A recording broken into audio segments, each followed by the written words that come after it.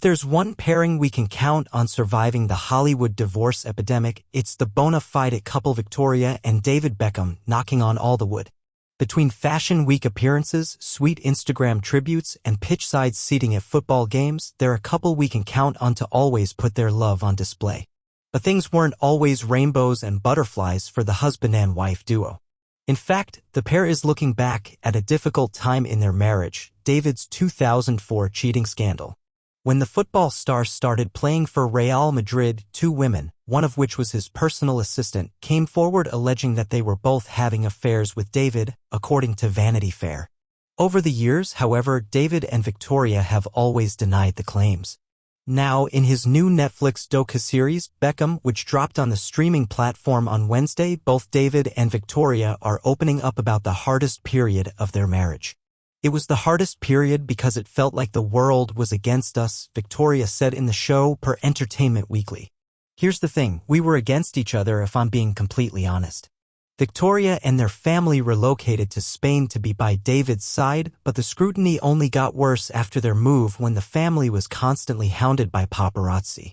It was a nightmare, Victoria recalled.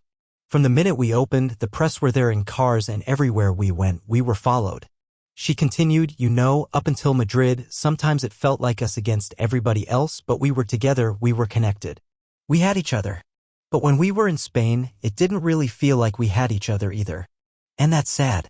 I can't even begin to tell you how hard it was and how it affected me.